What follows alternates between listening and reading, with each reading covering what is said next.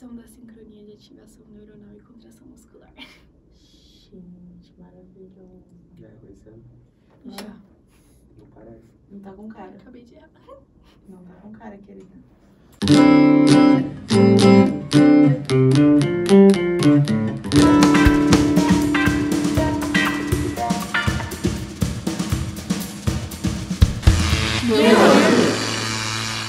Então vai lá. Fala, galera. Bom dia, boa tarde, boa noite. Hoje estamos aqui para falar sobre ataxia. Eu acho que é um tema bem pertinente aí, que a gente encontra no nosso dia a dia e tentar chamar mais luz para toda a abrangência da ataxia. Acho que se a gente for pela raiz da palavra, né? Então, a é um prefixo de negação, sem, e taxis vem do grego, quer dizer ordem, né? Então, algo que é sem ordem. Acho que a primeira coisa que a gente tem que especificar e direcionar para a nossa discussão de hoje é a questão da etiologia, né? Então, a ataxia, ela pode ter alguns tipos. Então, a que a gente vai falar hoje, que é a ataxia cerebelar, ou seja, uma desordem que tem a ver com o cerebelo em si ou com as vias cerebelares. A ataxia sensitiva, que pode ter a ver com alguma alteração do sistema somatosensorial, das vias sensoriais. A ataxia vestibular, que é também uma alteração, uma desordem causada por um distúrbio vestibular, primariamente. Embora a gente saiba que muitos dos pacientes acabam tendo um pouco de cada conteúdo. Se a gente pensar, por exemplo, na síndrome de Wallenberg, enfim.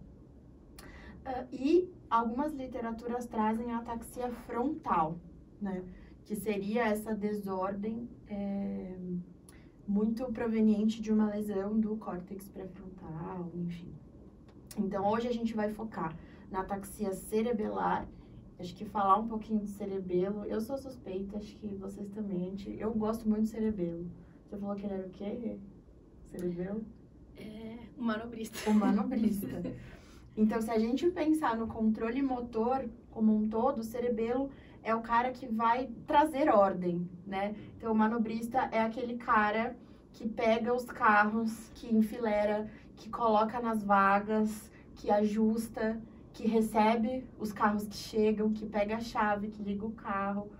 Então, acho que num contexto organização, sinergia, né? E para a gente ter organização e sinergia, do ponto de vista de controle motor, a gente precisa de outras estruturas também que o cerebelo vai fazer parte, tipo o próprio córtex, né? As vias sensoriais também. 90% da informação que sai da via aferente, que vai passar pelo cerebelo antes de ir para o S1, que é o córtex somatosensorial, só 10% vai direto para o S1. Então, o cerebelo, ele recebe essa informação aferente, né? Então, falar sobre o cerebelo é falar muito sobre essa questão da motricidade, mas desse ajuste, desse refinamento, né? Está muito associado ao aprendizado motor também. Sim. Você falou bem aí do controle motor, né? Tem o livro lá que é excelente da Shumei Cook, a Marjorie, né? Que é o controle motor, recebe o nome. E tem uma figura, acho que no capítulo de fisiologia do controle motor, que eu acho que resume bastante o livro, ele é bom como um todo, mas é uma figura que demonstra como funciona o controle motor. E para funcionar, você tem que ter estimulação sensorial, que vão acender, vão chegar no sistema nervoso central, vão ser processadas e depois elas vão para execução, que aí a gente vai com o trato córtex espinal, músculos propriamente dito.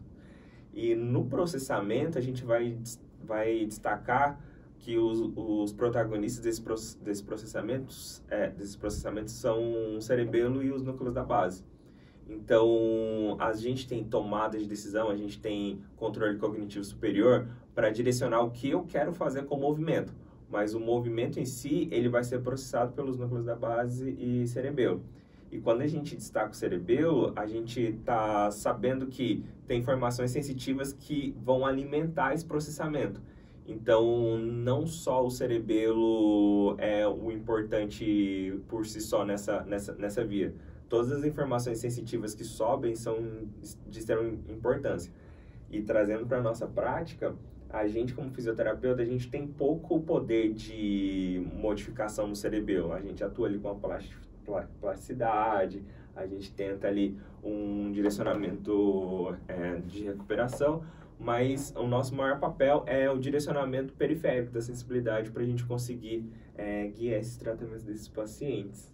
E quando a gente fala, né, que o cerebelo é um neuromodulador, né, eu acho que é por isso que a gente, quando a gente é aluno, a gente confunde tanto, a gente acha que toda ataxia é cerebelar, porque assim, como todas as informações vão passar pelo cerebelo, a gente tem que entender, né, se chegou no cerebelo e o cerebelo tem algum déficit, e depois do cerebelo aparece a ataxia, ou se essa informação já chegou ruim no cerebelo. Exato. E o cerebelo foi modular e essa modulação foi ruim porque a informação já chegou ruim.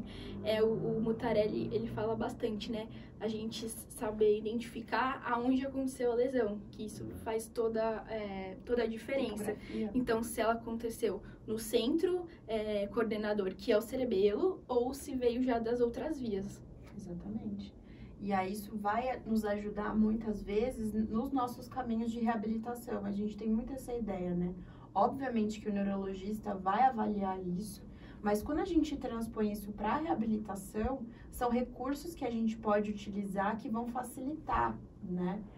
A gente falou um pouco dessa questão do controle motor, do papel do controle motor. O ajuste tônico tem tudo a ver com o cerebelo, né? Então, quando a gente pensa, um paciente que é cerebelopata, um atáxico cerebelar, ele tem um distúrbio de força muscular, primariamente? O problema está no motoneurônio? Não, né? Então, ele não vai ter um déficit de força muscular, mas ele vai ter um déficit de sinergia, ou seja, de ativação agonista-antagonista. Então, a hora que eu seguro essa caneca, eu tô ativando o bíceps braquial, mas meu tríceps está totalmente descontraído, relaxado? Não, né? Então, existe uma co-contração, existe uma sinergia muscular entre, né, o movimento concêntrico e excêntrico, e quem faz essa modulação é muito o cerebelo, né? Então, para reabilitar um cerebelopata não é fortalecer, né? É pensar que existe outros caminhos que vão nos ajudar a ganhar essa ativação, a ganhar essa estabilidade, a melhorar esse ajuste postural. É você conseguir trazer a melhor interpretação desses estímulos sensoriais para melhor adequação da execução motora, né? Sim. Então, não é só botar um peso ali, tacar um fortalecimento nesse paciente. No âmbito da neuromodulação, o cerebelo, ele é um protagonista em várias situações, no sentido de ele às vezes funciona como um hub de informações. Então, se você faz uma estimulação anódica a nível cerebelar, você tem melhora em pacientes com pós-AVC, de córtex motor, vamos dizer assim, né? Melhora em pacientes com Parkinson, melhora em pacientes com distúrbios do movimento. E, sei lá, AVC em córtex motor, Parkinson em distúrbios do movimento, são situações que estão fora do cerebelo. Mas quando você faz uma estimulação anódica lá, você tem um melhor processamento e, consequentemente, você tem uma melhora da clínica desses pacientes. Então, ainda tem muito a se pesquisar em neuromodulação em cima desses pacientes, mas a gente vem colhendo bons resultados quando a gente faz uma estimulação cerebelar, né? O cerebelo é um alvo incrível, né? Se a gente for pensar na divisão, né, neo-cerebelo, palio-cerebelo, enfim, a divisão anatômica, funcional, né? O neocerebelo é uma região que tem sido estudada mais recentemente e que está muito associada ao aprendizado motor, né? Então, por exemplo, quando a gente fala em reabilitação do paciente com uma disfunção cerebelar, a repetição, né? Uma repetição adequada, uma retenção, né? Que são as etapas do aprendizado motor. Então, a repetição, a retenção do aprendizado, que a gente sabe que dura cerca de 24 horas até a gente entender se aquele paciente aprendeu ou não, reteve ou não o aprendizado, e a transferência, ou seja, será que ele consegue executar aquela mesma tarefa em outros ambientes, isso tem muito papel do cerebelo, né? Então, o cerebelopata, ele mais do que qualquer outro paciente, ele reabilita, ele aprende pela repetição, né? E quando a gente associa o input sensorial e a repetição adequada, né, a gente consegue aí resultados muito interessantes com a reabilitação. Recentemente, a gente fez na verdade, a gente tem feito uma pesquisa com neuromodulação e a AVC. Acho que a gente precisa falar sobre neuromodulação, das técnicas, o quanto que isso impacta na reabilitação. Acho que vai ser um podcast, um tema que a gente vai trazer em breve. Mas o que a gente percebia, que você treinar a marcha do paciente com alteração cerebelar, a marcha no solo, por exemplo, se a gente não tivesse pistas visuais, dificultaria. Só que quando a gente pôs esse paciente, por exemplo, na esteira, a esteira era o input sensorial, porque ou ele anda ou ele anda. Sim. E isso trouxe uma melhora, né, nesse paciente, em cadência, em relação à velocidade da marcha, ao ajuste durante a marcha. Então, acho que pode ser um recurso interessante também. Isso é bem interessante. Lembrei de um estudo do pessoal, acho que era da Bélgica, que eles tentaram ver o quanto o paciente aprende em relação a pistas verbais e pistas não verbais, que eles vão chamar de aprendizado implícito e aprendizado explícito. No seguinte sentido, eles botavam um paciente em cima de uma esteira, vou bem resumir isso tudo, mas assim, o paciente em cima de uma esteira e chegava alguém do lado e falava assim, acelera, acelera, e dando a pista verbal para o paciente acelerar. Em contrapartida, tinha outro grupo que estava na esteira e o treinador não falava nada, ele só chegava, aumentava a esteira. Então, o paciente que ouvia o treinador e acelerava sem estar na velocidade da esteira, acabava ficando incoordenado. Claro que isso iria acontecer. Enquanto um paciente que não ouvia nada e sentia que a esteira estava aumentando, ele tinha que compensar. O estudo parece meio óbvio, mas trazendo para a prática, as coisas não são tão óbvias assim. No sentido de, a gente fala muito para o paciente fazer um movimento. No sentido, endireita o corpo, traz o braço, vem mais para frente, ajusta. E o paciente não está sentindo. E às vezes, se você só fizer o paciente sentir o que ele precisa fazer, ele vai fazer a compensação, ele vai fazer o ajuste necessário. Então, eu acho que é um trabalho bem interessante para a gente direcionar esses ajustes mais que o paciente sente do que o verbal. E nesse mesmo trabalho, ele colocou também o paciente que recebia o estímulo sensitivo, né, o aprendizado implícito, com o aprendizado verbal. E ele melhorava mais ainda. Então, se você associa o estímulo certo com o comando certo, é o que o paciente vai melhorar. É perfeito. A Maria Elisa fala muito disso, né? Nas aulas de controle motor, agora na aula que eu estou participando dela, da neuro, é que a gente tem muito isso, né, do fisioterapeuta ficar corrigindo verbalmente, e assim, ela fala que esse é o grande desafio do fisioterapeuta hoje, de você colocar isso implicitamente, porque assim, é muito mais fácil eu falar pro paciente jogar mais peso na perna direita, do que eu inventar uma estratégia onde eu force ele implicitamente a colocar mais peso na perna direita. É muito mais fácil faz aí, porque hoje a gente vê que tem uma ampla quantidade de fisioterapeutas que atendem vários pacientes ao mesmo tempo, e assim, vai corrigindo, arruma isso aí, arruma aquilo ali, e a gente já vê que, assim, se não é implícito, vai ser muito difícil para ele aprender, porque ela fala muito, né, que o cérebro, ele não vai aprender contrai bíceps, contrai tríceps, ele vai entender, leva, né? a mão à boca, né? Então, tipo, se eu ficar falando, contrai o bíceps, joga mais o peso aqui, a gente não vai ter uma eficácia se você colocasse uma situação em que ele tivesse que jogar, pegar um copo e levar à boca, né? Sim. É o que eu falo, que é a terapia do fui na feira. Já viu aquela brincadeira? Fui na feira, comprei banana, maçã, abacate, você tem que ficar lembrando passo a passo. Aí você tá na terapia, o paciente, para fazer o movimento, primeiro contra a barriga, faz força aqui na perna, levanta o ombro, estica o cotovelo, aí agora vai. Aí o paciente, pera, o que vem primeiro mesmo? Estica o ombro. Parece a reabilitação de uma praxe. Uma praxia. Você segrega ali e o paciente não tá sentindo nada do que é melhor. E uma vez que você faz o paciente sentir o movimento, o aprendizado acontece. Um bom exemplo disso é quando a gente faz bicicleta na academia mesmo, aquelas bicicletas paradas. Sei lá, você fica 20 minutos, 30 minutos naquela bicicleta, na hora que você desce, você tem uma sensação meio estranha na perna. E não é uma sensação de cansaço, de fadiga. Tem um pouquinho também, né, quando você dá aquela treinada boa. Sim. Mas é uma sensação de aprendizado. E claro que depois você desce da bicicleta, você tem que caminhar, você tem que esquecer esse aprendizado, porque para você não é funcional naquela hora.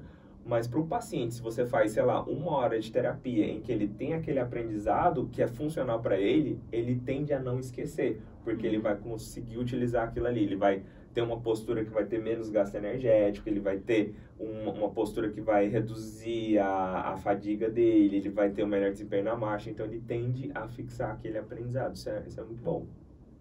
E acho que trazendo essa questão do estímulo sensorial, bem colocado aí, a gente fala muito sobre a reabilitação do cerebelopata com essa associação, né? Então, existem recursos, né? Tem uma fisioterapeuta que eu sou muito fã, acredito que vocês também, que é a Ana Ackerman. E ela, nos cursos dela, nas abordagens dela, ela traz um recurso incrível, recursos incríveis, que são justamente materiais que promovem esse tipo de estimulação sensorial, né? A gente que trabalha no hospital público, que muitas vezes não é tão rico, assim, de recursos, né? De materiais, enfim, a gente tem que usar muito o que a gente precisa, o que a gente tem, enfim. A gente usa, às vezes, a atadura, né? A atadura não deixa de ser um estímulo sensorial. A própria bandagem que a gente, né, que se usa no esporte, que se usa também no paciente neurológico. Qual que é o princípio da bandagem? É um estímulo sensorial, né? Sim. E se a gente transformar a frase penso, logo existo, sinto, logo existo, acho que faz um pouco de sentido, né? Sim. Então, a gente sempre até tenta trazer isso para os alunos e na nossa vivência.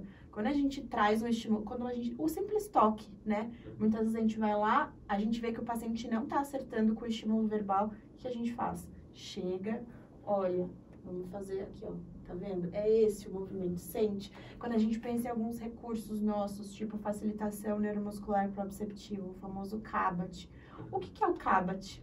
Não deixa de ser um recurso que estimula sensorialmente o indivíduo, né? Quando a gente pensa em fuso, OTG, enfim. Então, existem esses recursos que a gente pode utilizar. Chamar essa questão sensorial para a reabilitação é muito interessante e vai muito de encontro com isso. Não é só o estímulo verbal que vai fazer com que esse paciente corrija o movimento, né? Eu gosto muito da sua frase, sua frase parafraseada, né? Sinto, logo existo, né? Sinto, logo existo. Sei lá, por exemplo, se você pegar, qualquer um de vocês, pegar uma faixa e enrolar no braço esquerdo, por exemplo, na hora que fechar o olho, parece que o braço esquerdo vai existir mais do que o braço direito. Então, é uma sensação única que você está trazendo para o paciente. E isso você pode usar em diferentes ambientes. Então, desde um paciente com hipoestesia, em que ele tem uma diferença, em que um braço ele não sente tão bem quanto o outro, você começa a trazer a existência desse. A gente tem, na prática aí, vários pacientes que não sentem o braço e eles acabam não colocando o braço nas tarefas, porque simplesmente eles não lembram do braço. Não chega nem a ser uma negligência, né?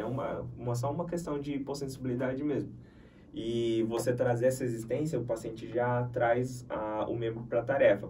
E na ataxia, não é uma questão de hipoestesia. Você está reforçando a existência por completo desse braço, ou dessa perna, ou do tronco, que seja.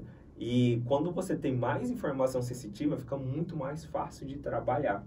E você pode fazer isso com enfaixamento, você pode fazer isso com pezinho para dar aquela sensibilidade, com caneleira. E diferente de, sei lá, na Smart Fit, que você vai aumentando a carga, que você vai ficando forte, a ideia não é ficar forte. A ideia é, igual a Mari trouxe no início, você plastificar, você criar esses caminhos, e uma vez que você está fidelizando esses caminhos, você vai reduzindo essas informações sensoriais. Então, você está reabilitando esse paciente e deixando ele menos à mercê desse enfaixamento desse pezinho. E o caminho que você cria é igual, sei lá, caminhar na grama. Imagina um campo verdejante lá, você passa uma vez naquela grama, nada acontece. Mas você passa todo dia ali naquela grama, no final da semana, no final do mês, você já tem um caminho traçado ali. Então, você vai lá repetindo, repetindo, repetindo. Uma vez que você tem o caminho já bem delimitado ali, você já reabilitou esse paciente. Eu estava fazendo uma prática com os alunos na segunda e eles nunca haviam sido enfaixados, né? E a primeira frase de um aluno, a primeira vez que eu enfaixei o braço dele, ele fechou o olho, ele falou assim, nossa, parece que esse braço existe mais e esse aqui deixou de existir. Daí eu falei assim, é exatamente isso que o paciente vai sentir. Tá existindo mais, tá chegando uma informação melhor no cerebelo, aí o cerebelo vai conseguir modular essa informação para essa sinergia de agonista-antagonista funcionar melhor e assim a gente melhora esse movimento vem mais organizado, né? Então, tipo, é um simples atadura de, sei lá, R$3, R$5, você já tá organizando aquele movimento que estava desorganizado, né? Que estava incoordenado. Sim. E é você treinar um mecanismo de estabilização e não de fortalecimento, né? O cerebelopata precisa de estabilidade, né? O paciente com alteração sensitiva também. Falando nisso, vamos fazer um resumão de avaliação do atáxico? Na ataxia, o que diferencia uma ataxia cerebelar de uma vestibular, de uma sensitiva e etc. Então, quando for cerebelo, o que a gente mais vai encontrar? Até por conta de todas essas alterações que a gente falou, né? Dismetria e tremor, são coisas que são bem visíveis no cerebelopata, né? E a gente tem os testes clássicos, que são index-nariz, diadoxinesia, calcanhar-joelho, que são testes que vão justamente avaliar essa questão da coordenação. O cerebelopata, ele vai ser dismétrico e ter o tremor tanto com olhos abertos quanto com os olhos fechados. Já o paciente com ataxia sensitiva, muitas vezes, aqueles 10% do sistema visual que ele tem, ele vai utilizar muito, né? Então, com os olhos abertos, a gente não vai observar necessariamente uma dismetria. Mas na hora que ele fecha os olhos, é visível que piora isso e ele é dismétrico. Acho que é um dos grandes diferenciais, né? Na sensitiva, ele vai ter o sinal de Romberg positivo, né? Exato. E a marcha também, que a gente consegue... Às vezes a gente coloca a marcha atáxica, a gente acha que são todos, né? Na marcha atáxica sensitiva, é a marcha talonante, né? Exato. Então, aquela que o paciente ele anda, tipo, batendo o pé. E na cerebelar, é a marcha... Briosa, né? Briosa. Parece que o paciente tá bêbado, né? Então, tem todo esse preconceito, né? Às vezes, os pacientes relatam, né, pra gente que, às vezes, eles têm uma ataxia cerebelar, eles estão tendo a marcha briosa e as pessoas julgam achando que eles estão bêbados no transporte público, na rua. Uma paciente que eu atendi, até depois passei pro projeto da Mari, ela falou que ela procurou ajuda porque os colegas de trabalho dela estavam falando que ela estava indo trabalhar bêbada. E é uma situação bem triste. Acabam ficando bem disártricos, né? Com voz. Desses sinais aí que a Mari falou, né? A dismetria, o tremor de ação, né? São bem característicos, né? Tem outro também que é a alteração de velocidade. Que nos cerebelopatas, eles são hipercinéticos, né? Só que toma cuidado na hora do teste, porque na hora que você vai botar ele no teste, às vezes ele tá tão focado que ele parece ser hipocinético, mas é porque ele tá concentrado, mas ele é hipercinético.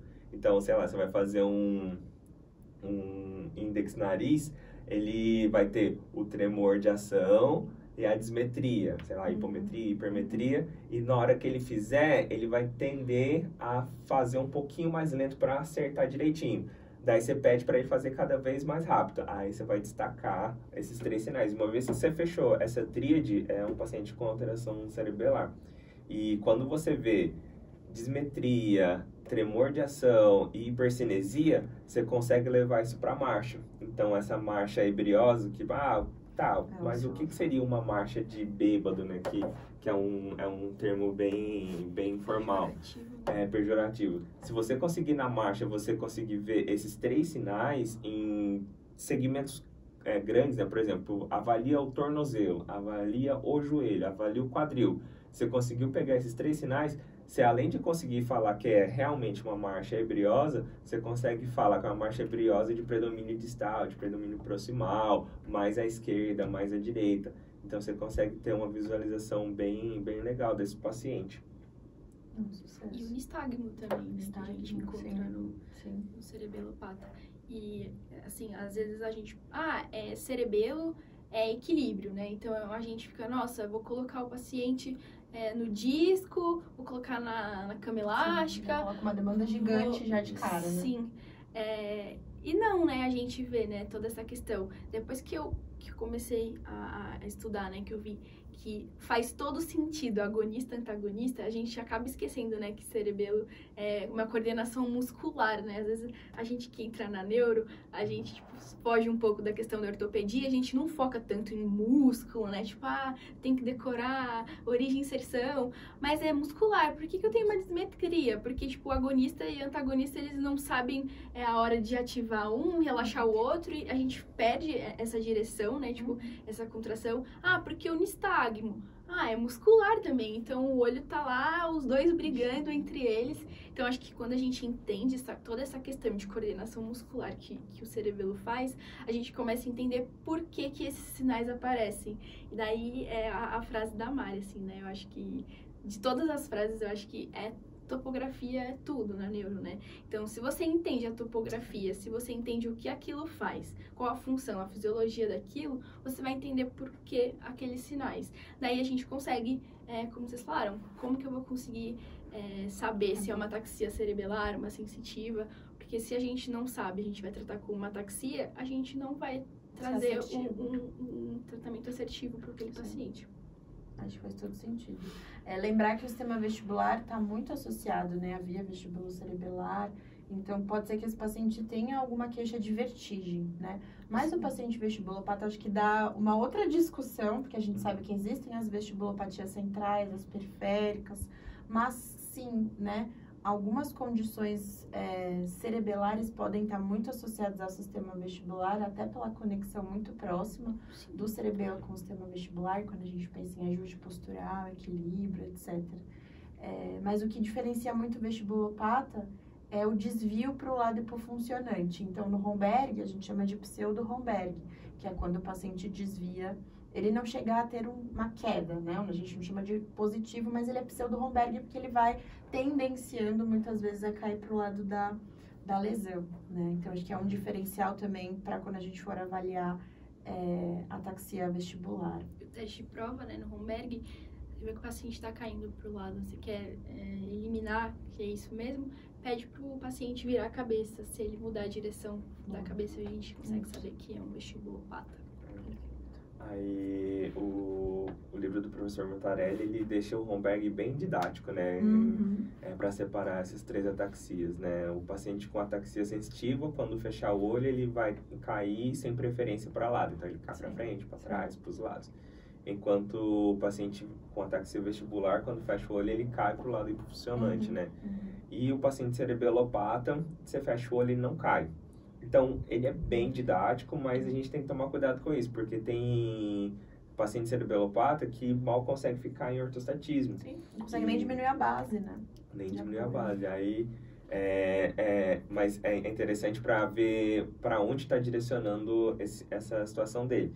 Outra coisa também que é interessante que o professor Montarelli traz o paciente vestibulopata, quando fecha o olho, ele tem preferência para queda para um lado. Mas quando a gente vai fazer mais testes vamos definir se é vestibulopatia mesmo, ele traz, por exemplo, o teste de Fukuda, que é fecha o olho e faz uma marcha ortostática. Ou o teste de estrela, que é também conhecido como que é marcha de Babinski, que é o paciente fecha o olho, 5 passos para frente, 5 passos para trás, vai e volta. Se ele começar a lateralizar ou angular a marcha, também é vestibulopata. Mas olha que interessante, em uma situação eu tenho o Romberg pseudopositivo, em que o paciente fecha o olho e ele cai. Na outra eu tenho um paciente que fecha o olho e ele vai fazer uma marcha e ele não vai cair. Então, o mesmo paciente, ele não coexiste. Então, se o paciente fecha o olho e cai, ele não vai conseguir fazer um Fukuda ou fazer uma marcha de estrela. Então, são testes que a gente agrega na nossa avaliação, mas não necessariamente ele vai estar positivo para todas as situações. Por exemplo, recentemente eu tô atendendo um paciente em que ele tem Charcot, né? Então ele tem uma alteração sensitiva e veio com um desequilíbrio, uma queixa de quedas. E, Charcot, queda, é sensitivo. Mas ele teve Charcot durante muito tempo, ele começou a cair agora. Então, o que será que está acontecendo de que é agora, que não era antes? E na hora que fecha o olho dele, ele cai pelo Charcot, porque ele não sente o pé, mas ele sente bem o joelho. Então, na hora que eu coloco ele ajoelhado, ele cai preferencial para um lado. Então, Charcot que teve aí uma alteração vestibular aí. Olha só, vestibular. Então, tem que saber diferenciar bem essas coisas, saber a queixa dele está relacionada a isso, ou saber relacionado e a topografia também, a gente sabe que eles têm uma perda distal, né? Então pode ser que ele já não tenha mais nada de sensibilidade distal, mas ele ainda tem preservado... o padrão bota e luva clássico dele. Clássico, né? Esse é um padrão do paciente com alteração sensorial. E eu acho que é isso que torna a neuro interessante, né? É você reabilitar de acordo com uma boa avaliação, você ir por caminhos que vão te levar, ou vão tentar te levar a uma resposta, né? Sim. Porque não é simplesmente a gente... E assim, associar isso com a funcionalidade, isso é uma coisa que só a gente faz, né? Nós, os TOs também, mas o fisioterapeuta, ele pega todos esses sinais neurológicos, ele transpõe isso para uma avaliação, para uma queixa funcional, para o dia a dia do paciente e tenta fazer essas correlações, para assim direcionar a reabilitação. Acho que é isso que torna a neuro muito interessante, né? Sim. E essa da queixa é importantíssima, porque na neurofuncional a gente vai com muita frequência pegar pacientes que têm essa condição para toda a vida. Sim. Então, um paciente que teve um AVC e ficou com uma condição para toda a vida, um paciente que tem uma doença progressiva e tudo mais. E a gente tem certas situações em que a gente acaba fidelizando o paciente. Então, a gente acaba atendendo esse paciente pela condição dele, não pela queixa dele. E quando eu vou direto para a queixa, eu tenho início, meio e fim. Então, eu sei quando dá alta para esse paciente. Sim. Acho que para fechar, a gente falou da questão do controle postural e tudo mais. A gente falou das porcentagens, mas tem um desenho clássico que... Vou colocar no vídeo. que é exatamente esse, né? Se a gente for pensar em proporção, a gente tem 3 sistemas estão muito envolvidos no controle postural, né? Óbvio que o cerebelo tá em todos, né? Tá muito junto aí nesses ajustes, mas o sistema visual, ele compõe 10% desse controle, 20% tá com o sistema vestibular e os 70% estão com o somato sensorial. Então, é uma importância gigante, né? É uma demanda gigante do sistema somatosensorial quando a gente adota uma postura, né, maior, enfim, seja sedestação, seja ortostatismo. Acho que isso é importante também na hora da gente pensar em construir a reabilitação desse paciente. Que é o que o livro do controle motor traz, né? Toda essa informação sensitiva, 70% sensorial, 20% vestibular e 10% visual, ela chega para ser trabalhada no cerebelo núcleo da base, depois vai descer como execução de movimento. Aí, só para fechar, acho que eu vou fazer uma recomendação de um conto do Oliver Sacks, chamado A Mulher Desencarnada, que conta a história de uma mulher com uma doença neurodegenerativa a nível cerebelar. E é bem interessante como ele vai destacando os sintomas dela, em que ela tem preservado sensibilidade, sistema vestibular, visão, só que ela não consegue organizar isso para dar movimento. Então, ela sente que ela está fora do corpo dela. E o Oliver Sacks, ele é um neurocientista, então ele consegue abordar de uma maneira fantástica toda a clínica da paciente e correlacionar isso com a topografia. Então, é muito legal. Recomendo. Tá no livro O Homem que Confundiu Sua Mulher com o Chapéu. Gosto Adoro esse livro. Sobre negligência. É um excelente livro, inclusive, pra quem gosta de neuro. Eu adorei. Sim. Fechamos? Obrigado, gente. Valeu! Até